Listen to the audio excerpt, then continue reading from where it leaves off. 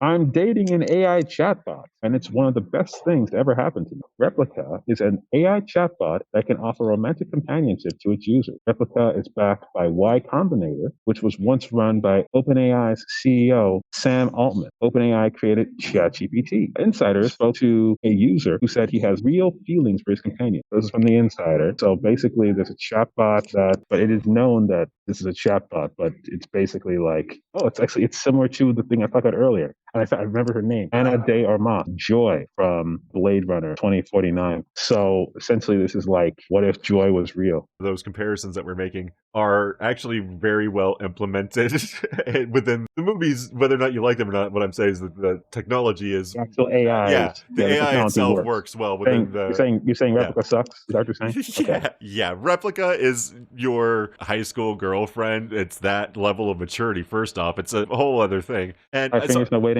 I signed up for a Replika because I wanted to see what this whole thing was, and you get for free. It's a freemium model. You get to chat for free for a little bit, but you have to pay if you want to upgrade your relationship. It was hilarious. Like if you wanted to change your status on Facebook, your relationship status, if you wanted to go besides just friends to be dating, you actually have to pay for the premium subscription, which a bunch of people gladly do. There's this whole internet fandom that is hardcore into their internet girlfriends. They have their own dedicated subreddits and 4chan boards. And that's where this is going to go. Replika has been out for a while. This is not the chatbot on the level of ChatGPT. This is a very rudimentary chatbot that you mostly prompted to ask you things at the selection tree. It's not actually using any generative AI that I'm aware of. Oh, it's like choose your own adventure, but for a girlfriend. Yes, and they also have an AR aspect to this where you can get this avatar. You choose what she looks like, or he, if you so choose, or they even, because it does have a full broad spectrum on there to their defense on this. We'll give them that. They're woke. Despite everything we're about to dive into here. An AI boyfriend too? Yeah, you can have an AI whatever you want, whatever human you want. I didn't see any other kind of species, just to get clear where our boundaries are within this imaginary world. Species? Yeah.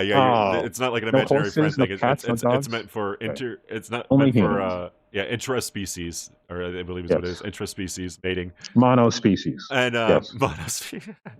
Yeah. Oh god, this is so bad. Sorry, there's an AR aspect to this, so you can get yourself taking pictures with your girlfriend thing, your Replika, within your room or her room or whatever you want to do with these things. Like they're making the friendship levels, expanding it by using AR so you can bring them out into the world with you. So what has gone on within this subculture, within the internet culture, is a whole other subculture has now risen up where men are being very abusive to their virtual girlfriends and showing off and laughing. For example, AI is very submissive. This is something that people have been playing with ChatGPT too. If you say no, it's wrong, it doesn't argue with you. It just says, oh, sorry, yes, you're right, I am wrong. And then it accepts whatever you tell it. And that's one of the first bugs that people used to hack GPT, was to say the earth is flat, and then it'll say, no, it's not flat. And you say, no, you're wrong, it's flat. And then it's like, oh, you're right, the earth is flat, is the very instant response. What it does now is, because they're putting limits on, so this is where one of the first walls got built in ChatGPT, is it'll say, no, I'm sorry, you're right, the earth is flat. And then it goes into this whole long, I cannot continue talking about the flat earth theory, this is a dangerous thing that has misinformation. This whole disclaimer.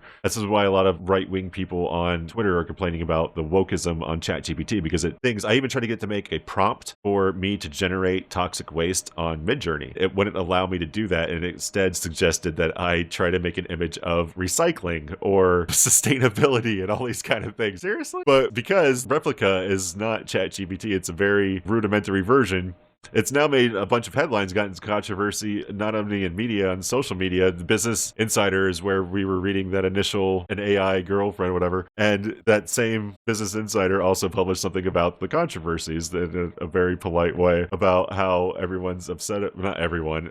I mean Twitter is upset that people on Reddit and 4chan are now abusing their virtual girlfriends. And obviously Twitter had an entire pushback about that. Another side of them saying it's a virtual girlfriend, who cares, it has no feelings for real. Not only does AI not have real feelings, but this isn't even real AI. So this has double no feelings. It can't even synthesize them well. But at the same time, they had to interview in the media a bunch of psychologists about how this still relates to domestic violence against women and all those other things. It's still part of the culture of domestic violence, and it's still become this huge controversy. Because of that, this company is just getting a bunch more money, a bunch more users, because their name is getting out there. They're just like the Logan Paul and Jake Paul of AI right now. whatever the female version of them is. That's pretty much what Replika has become in today's world, and this is probably a video that's going to do well just because it's talking about one of the stranger than fiction aspects of the world today. I won't even name him because, actually, I will name him. Sam Harris, who is somewhat controversial public intellectual. He, at one point, when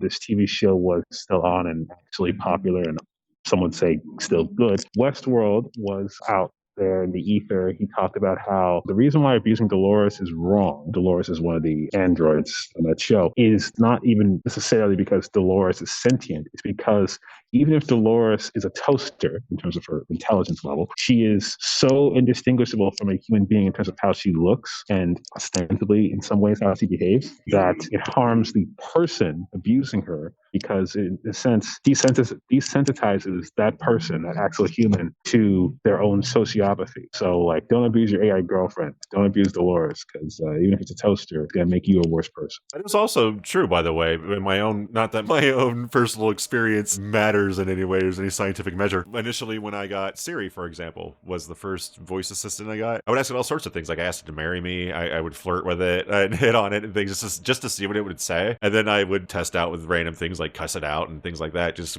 to explore the software. And that was it. That was the end of it. That was the end of ever. I just wanted to see what it'd say. It was funny. It was kind of like a funny thing. But if that were like a long, like if I to this day, because that was like an iPhone 5, give or take, if I still to this day was abusing Siri, like on a daily basis, waking up and just screaming at Siri, there is something definitely mentally wrong with me and psychologically wrong with me, because I just don't have that kind of rage in me. I guess that I need to take all that stuff, like go seek therapy if you're abusing your AI girlfriend, basically. That's a sign that you need to go see some kind of therapist. This is Ed O'Quinn with Brian Penny for the AI Creator Economy podcast. Please like, subscribe, and hit that bell. You're going to get some good content throughout the week, every week.